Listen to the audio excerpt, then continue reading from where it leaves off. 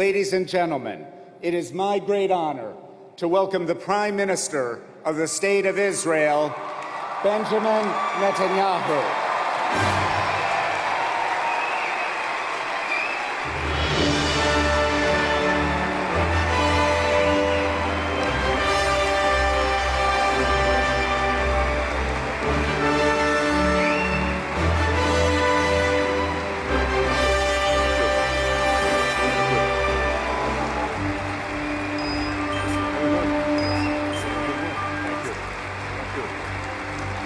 Thank you. Thank you.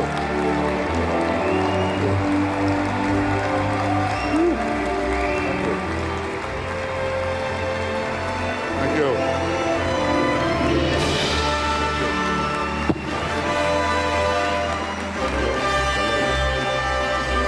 Thank you. Thank you.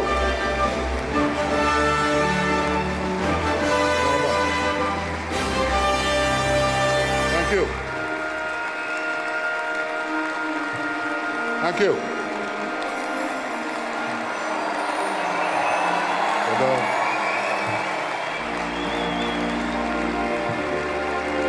Thank you, Nancy. Thank you. Thank you. Hello, Stan.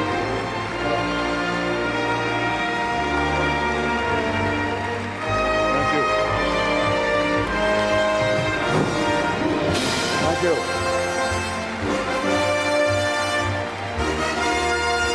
Thank you very much.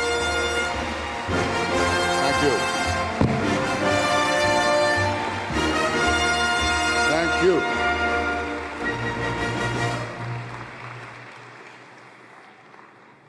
Wow, just like in the Knesset.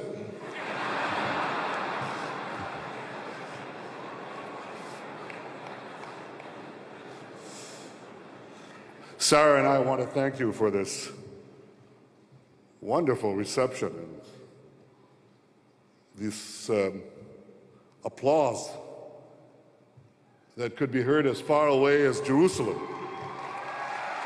That's Jerusalem, the eternal, united capital of Israel.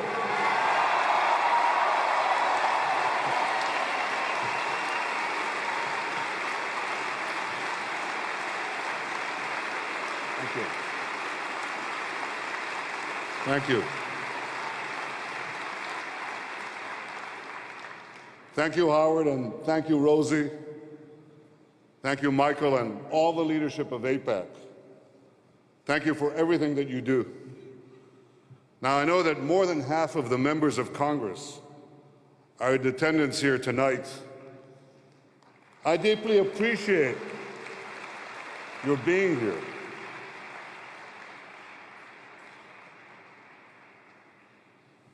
Michael, you said that I spoke last May in Congress, and when I did, you, the members of Congress, stood up to applaud the State of Israel.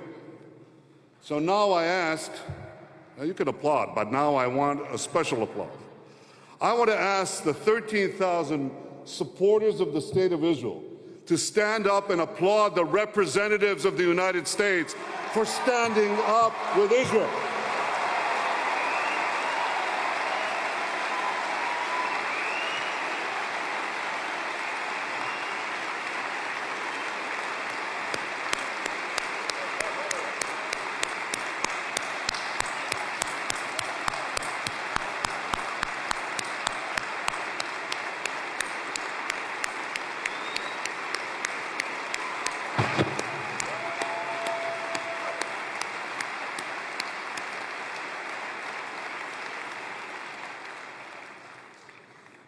Democrats and Republicans alike, I salute your unwavering support for the Jewish state. Thank you. And I want to send a special message to a great friend of Israel who's not here tonight, Senator Mark Kirk, the co-author of the Kirk-Menendez Iran Sanctions Act.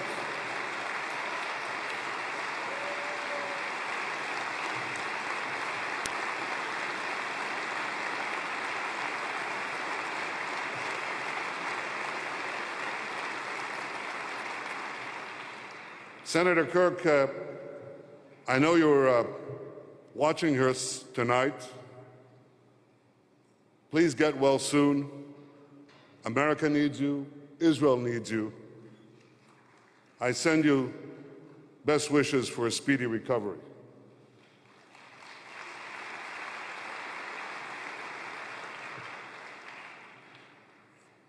Ladies and gentlemen, I also want to recognize tonight Yossi Peled, who's with us. Yossi, would you please stand up?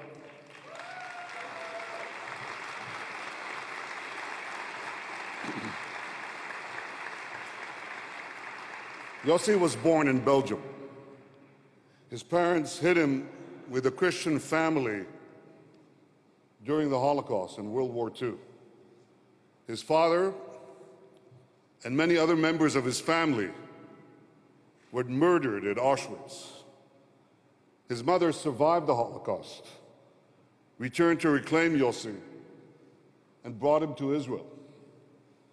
Yossi became one of Israel's greatest and bravest generals.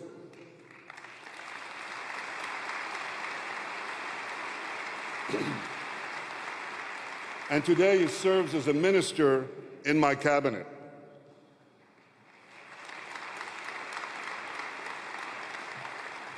Yossi's life is the story of the Jewish people, the story of a powerless and stateless people who became a strong and proud nation able to defend itself.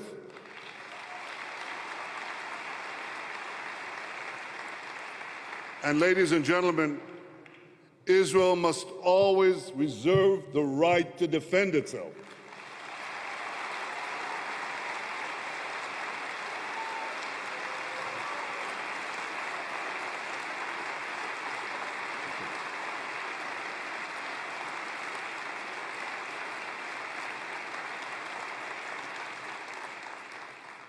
I want to recognize Israel's ambassador to the United States, Michael Oren.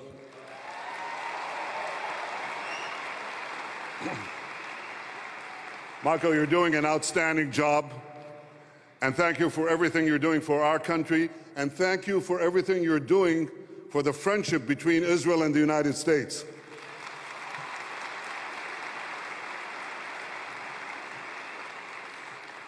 I also want to recognize Ambassador Dan Shapiro, U.S. Ambassador to Israel.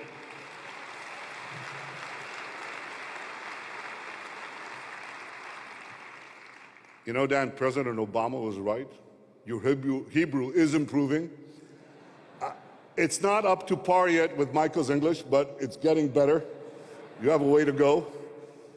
And Dan, we appreciate everything you've been doing to strengthen the alliance between our two countries. Thank you.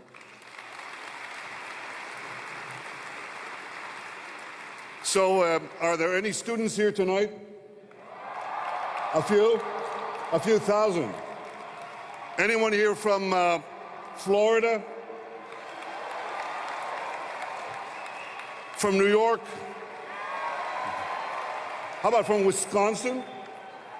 That's important. I'll tell you about it later. From California? Oh. Well, you're the future. And thank you all for ensuring the future of the great alliance between Israel and the United States. Ladies and gentlemen, tonight I'd like to talk to you about a subject that no one's been talking about recently. Yep, Iran.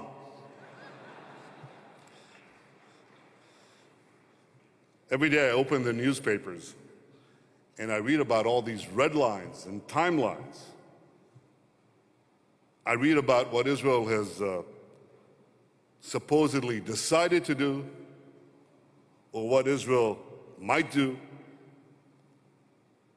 Well, I'm not going to talk to you about what Israel will do or will not do.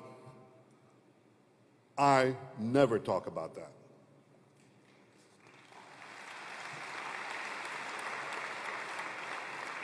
But I do want to talk to you about the dangers of a nuclear-armed Iran. I want to explain why Iran must never be allowed to develop nuclear weapons. President Obama has reiterated his commitment to prevent that from happening.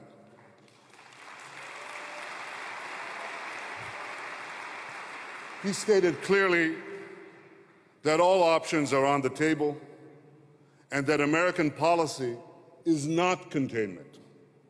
Well, Israel has exactly the same policy. We're determined to prevent Iran from developing nuclear weapons. We leave all options on the table, and containment is definitely not an option.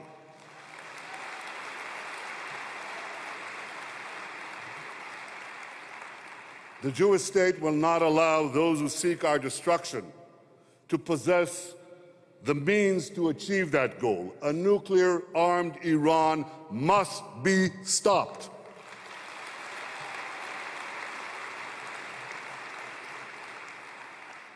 Now, amazingly, some people refuse to acknowledge that Iran's goal is to develop nuclear weapons. You see, Iran claims to do everything it's doing, that it's enriching uranium to develop medical isotopes. Yeah, that's right. A country that builds underground nuclear facilities, that develops intercontinental ballistic missiles, that manufactures thousands of centrifuges, and that absorbs crippling sanctions, is doing all that in order to advance medical science. So you see, when that Iranian ICBM is flying through the air to a location near you, you've got nothing to worry about. It's only carrying medical isotopes. Ladies and gentlemen, if it looks like a duck, if it walks like a duck, if it quacks like a duck, then what is it? What is it? That's right. It's a duck, but this duck is a nuclear duck. And it's time the world started calling a duck a duck.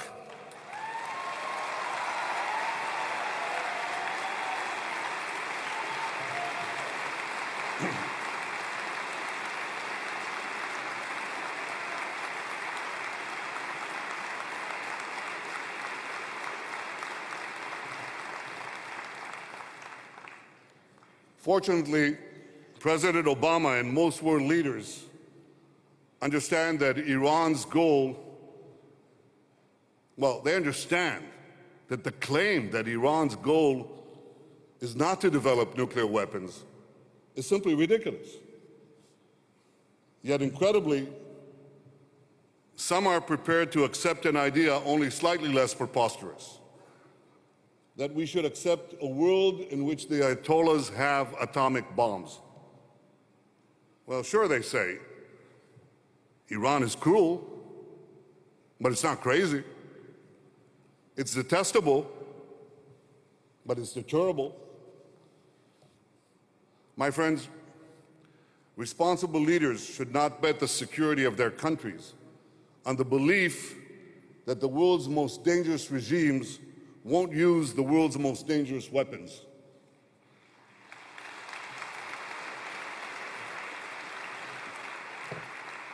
And I promise you that as Prime Minister, I will never gamble with the security of the State of Israel.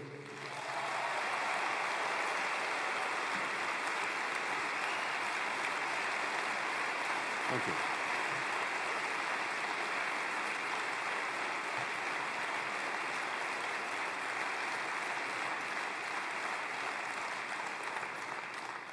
From the beginning, the Ayatollah regime has broken every international norm and flouted every international rule.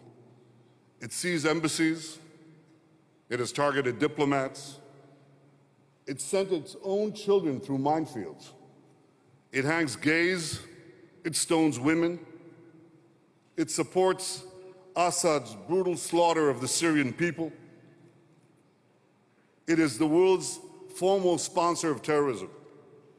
It sponsors Hezbollah in Lebanon, Hamas in Gaza, and terrorists throughout the Middle East, Africa, even South America. And Iran's proxies have dispatched hundreds of suicide bombers. They've planted thousands of roadside bombs, and they fired over 20,000 missiles at civilians. So through terror from the skies and terror on the ground, Iran is responsible for the murder of hundreds, if not thousands, of Americans. In 1983, Iran's proxy Hezbollah blew up the Marine barracks in Lebanon, killing 241 U.S. Marines. In the last decade, it's been responsible for murdering and maiming American soldiers in Afghanistan and in Iraq. Just a few months ago, it tried to assassinate the Saudi ambassador to the United States. This is in a restaurant just a few blocks from here. The assassins didn't care that several senators and congressmen would have been murdered in the process.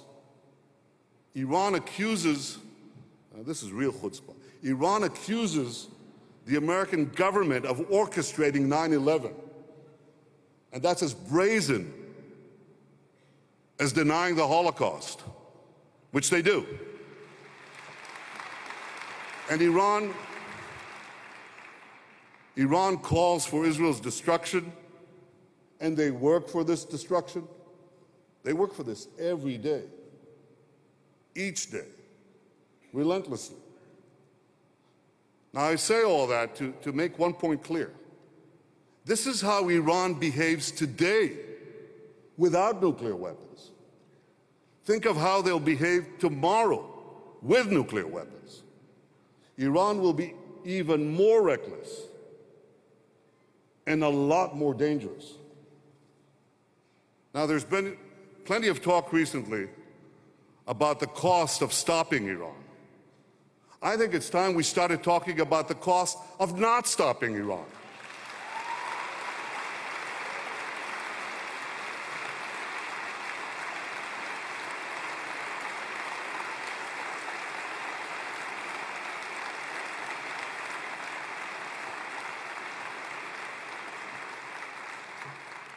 A nuclear-armed Iran would dramatically increase terrorism by giving terrorists a nuclear umbrella. Let me try to explain to you what that means, a nuclear umbrella. It means that Iran's terror proxies like Hezbollah and Hamas will be emboldened to attack the United States and Israel and others because they'll be backed by a power that has atomic bombs. So the terrorism we see today could grow tenfold, if not more. A nuclear-armed Iran could choke off the world's oil supply. It could make real its threat to close the Straits of Hormuz. Now, if you're worried about the price of oil today, imagine how high oil prices could get once Iran, a nuclear-armed Iran, starts blackmailing the world. Then you'll really have a problem with oil prices. And if Iran gets nuclear weapons, this would set off a mad dash by Saudi Arabia, Egypt, Turkey, and others to acquire nuclear weapons of their own. The world's most volatile region would become a nuclear tinderbox waiting to go off. And here's the worst nightmare of all. With nuclear weapons, Iran could threaten all of us with nuclear terrorism. It could put a nuclear device in a ship heading to any port or in a truck parked in any city, anywhere in the world. I want you to think about what it would mean to have nuclear weapons in the hands of these radicals who lead millions of people in chants of death to America and death to Israel. I want you to think about all that, and I'm sure that when you do, you'll reach a simple conclusion. For the sake of our prosperity, for the sake of our security, for the sake of our children, Iran must not be allowed to acquire nuclear weapons.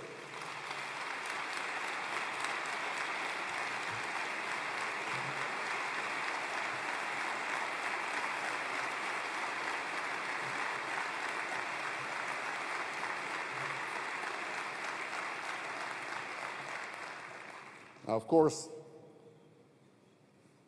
the best outcome would be if Iran decided to abandon its nuclear weapons program peacefully. No one would be happier than me and the people of Israel if Iran dismantled its program. But so far, that hasn't happened. For 15 years, I've been warning that a nuclear-armed Iran is a grave danger to my country and to the peace and security of the entire world. For the last decade, the international community has tried diplomacy. It hasn't worked. For 6 years, the international community has applied sanctions. That hasn't worked either. I appreciate President Obama's recent efforts to impose even tougher sanctions against Iran. And these sanctions are hurting Iran's economy. But unfortunately, Iran's nuclear program continues to march forward.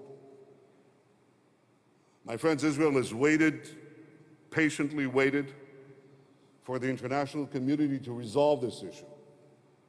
We've waited for diplomacy to work. We've waited for sanctions to work. None of us can afford to wait much longer.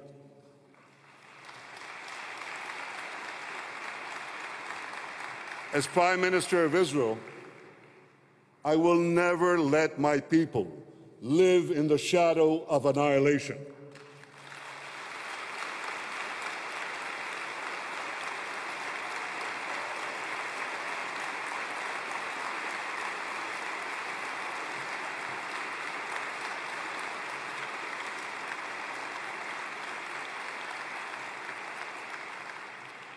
Ladies and gentlemen, some commentators would have you believe that stopping Iran from getting the bomb is more dangerous than letting Iran have the bomb.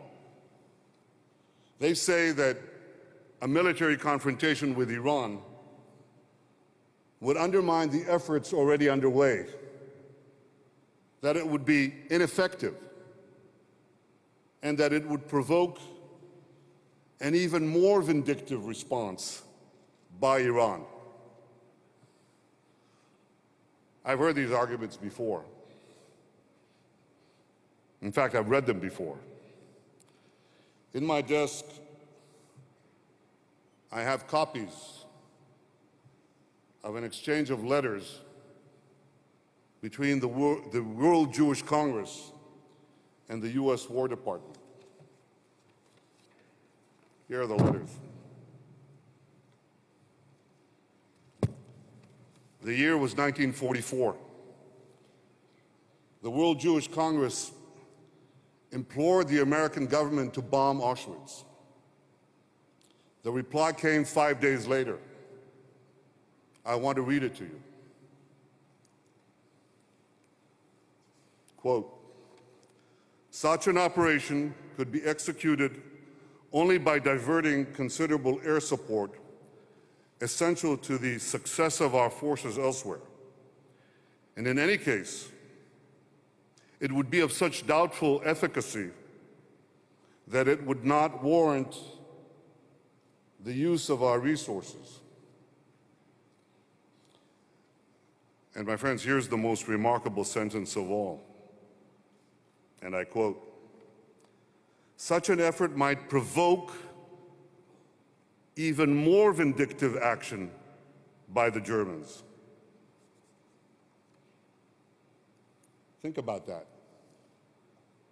Even more vindictive action than the Holocaust. My friends, 2012 is not 1944. The American government today is different. It's different.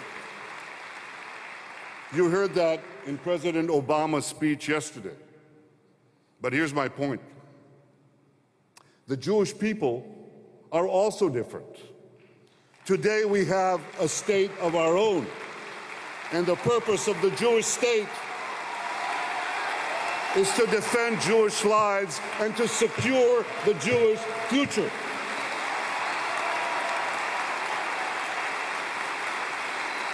Never again will the Jewish people be powerless and supplicants for our fate and our very survival. Never again.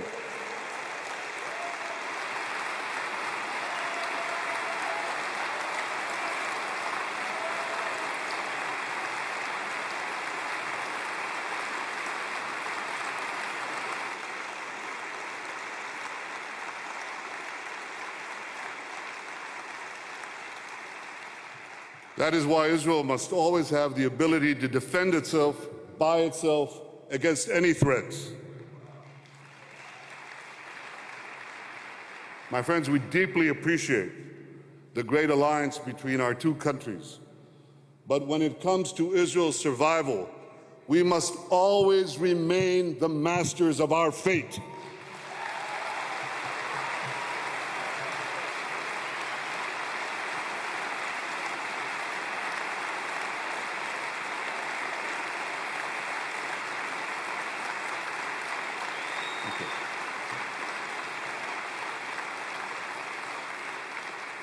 Ladies and gentlemen, Israel's fate is to continue to be the forward position of freedom in the Middle East. The only place in the Middle East where minorities enjoy full civil rights. The only place in the Middle East where Arabs enjoy full civil rights. Over 1 million citizens, Arab citizens of Israel, who enjoy full and equal civil rights. The only place in the Middle East where Christians are free to practice their faith. The only place in the Middle East where real judges protect the rule of law. And as Prime Minister of Israel, I will always protect Israel's democracy, always.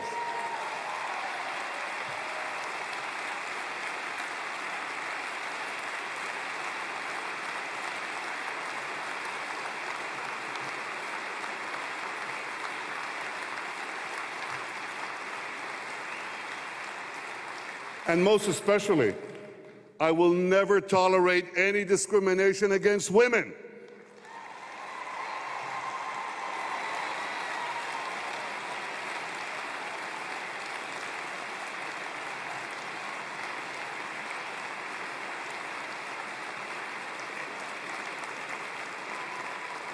Ladies and gentlemen, this week we'll read how one woman changed Jewish history. In synagogues throughout the world, the Jewish people will celebrate the festival of Purim. We will read how some 2,500 years ago, a Persian anti-Semite tried to annihilate the Jewish people. We will read how that plot was foiled by one courageous woman, Esther. Well, you can applaud Esther. She deserved a little more.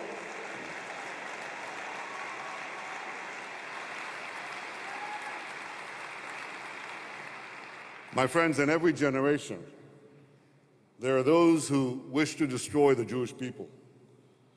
In this generation, we are blessed to live in a time when there is a Jewish state capable of defending the Jewish people. And we're doubly blessed to have so many friends like you, Jews and non-Jews alike, who love the State of Israel and support its right to defend itself. So as I leave you tonight, I thank you for your friendship, I thank you for your courage, and I thank you for standing up for the one and only Jewish state. Thank you all. Thank you, and happy Purim.